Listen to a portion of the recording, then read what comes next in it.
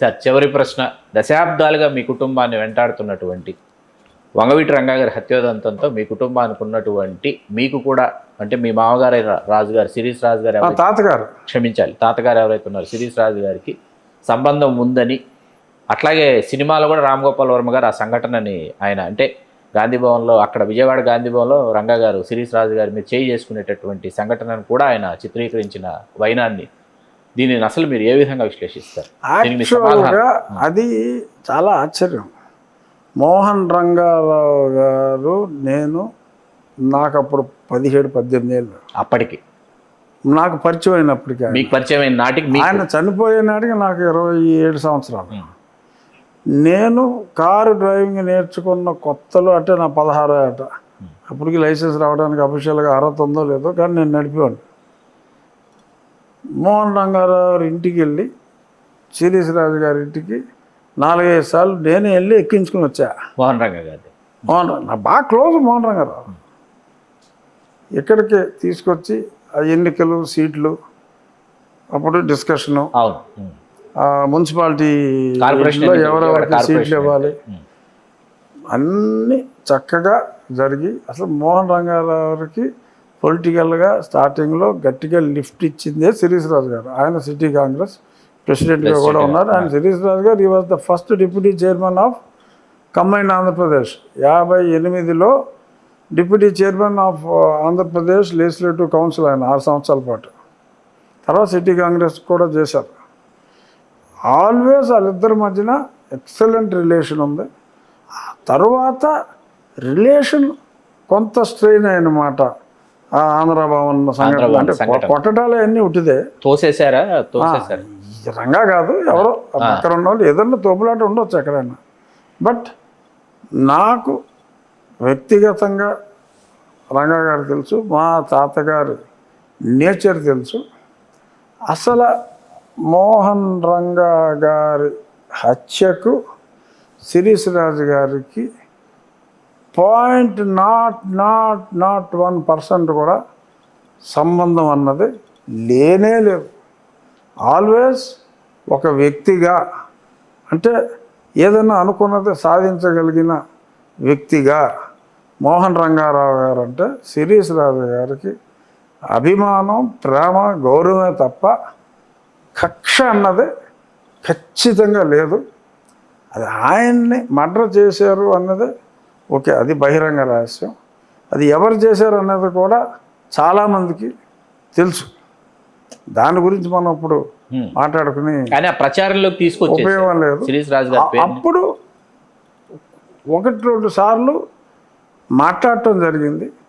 ఆ తర్వాత దాని మీద మొత్తం ఎవరున్నారు ఏంటి అనేది తర్వాత అందరికీ తెలిసిపోయింది కదా, దాని వెనక ఎవరున్నారు అనేది. జనరల్గా ఆ ఇన్సిడెంట్ జరిగినప్పుడు అనుమానం రావడం సహజం. వీరిద్దరి మధ్యలో ఒకసారి ఘర్షణ జరిగింది కాబట్టి అనుమానం రావటం సహజం. కానీ మోహన్ రంగారావు అంటే శిరీష్ రాజు గారికి ప్రేమ. ఎందుకంటే ఆయన ఇనిషియల్గా లిఫ్ట్ ఇచ్చిన వ్యక్తిగా మోహన్ రంగారావు అంటే ప్రేమ. వాళ్ళిద్దరి మధ్యన ఆ రియాక్షన్ అనేది వ్యక్తిగతంగా నాకు తెలుసు. ఎందుకంటే 4 సార్లు ఆయన ఇక్కడ తీసుకొచ్చారు, మాట్లాడి ఆ డిస్కషన్ జరిగేటప్పుడు కూడా నేను ఎన్నోసార్లు అక్కడ కూర్చోవటం జరిగింది. కాబట్టి ఆ రిలేషను ఏముంది చక్కగా. ఆ డిస్కషన్ అప్పుడు కూడా ఇది లేదండి రాజుగారు, ఇది కుదరదు, ఇది వీళ్ళకే ఇవ్వాలి, లేదమ్మా ఇది ఇతనికి నేను మాట ఇచ్చాను, జంజాల శంకర్కి మాట ఇచ్చాను, ఈ సీటు శంకర్కి ఇద్దాం. ముందు శంకర్ని వ్యతిరేకించాడు. అలాగా మాట్లాడుకుంటాం వాళ్ళు. ఆ గుడ్ రిలేషన్ అంటే ఈయన ఏదో చెప్తే అతను వినాలి అనే మెంటాలిటీ కాదు. ఆయన ఒపీనియన్ ఆయన చెప్పేవాడు, ఈయన ఒపీనియన్ ఈయన చెప్పేవాడు. They use to come for an understanding. They were having excellent relation. చిన్న కమ్యూనికేషన్ గ్యాప్ వచ్చినా అది సర్దుకునే గ్యాప్ తప్ప ఇలాగా మోహన్ రంగారావుని చంపేయాలి అన్నంత కక్ష అన్నది అసలు లేనే లేదు. ఎందుకంటే రంగా గారి అభిమానులకి ఇది స్పష్టం చేయాలని నేను మిమ్మల్ని ప్రశ్నించడం జరిగింది. ఇది మంచి ప్రశ్న వేశారు. Thank you sir. This is very true. Shirish Raju గారికి రంగా గారు అంటే చాలా ఇష్టం. నాకు కూడా వ్యక్తిగతంగా ఎన్నోసార్లు కలిశాం కాబట్టి, అంటే మామూలుగా ఏదో ఉంటుంది కదా, ఫస్ట్ టైము రంగా ఇంటికి నేను వెళ్ళేటప్పుడు మోహన్ రంగారావు ఏంట్రా బాబు జనం అందరూ అలా ఎలా అంటారు, అసలు ఇంటి దగ్గరికి వెళ్ళినప్పుడు అసలు ఎవరో రౌడీలు సినిమాలో చూసినట్టు పెద్ద మీసాలు ఉంటాయా, అసలు రంగా ఎలా ఉంటాడో తెలియదు అని వెళ్తే నేను షాక్. ఫస్ట్ టైం చూసినప్పుడు ఆయన ఏదో చాలా సింపుల్గా సన్నగా చాలా మర్యాదగా ఏదో పర్సనాలిటీ ఊహించుకుంటాం కదా, ఏదో జగ్గారావు ఆనందమోహన్ పర్సనాలిటీ ఊహించుకుంటాం. ఆయన ఏదో చాలా సింపుల్గా చాలా మర్యాదగా మాట్లాడితే షాక్డ్ ముందు, ఓహో అని.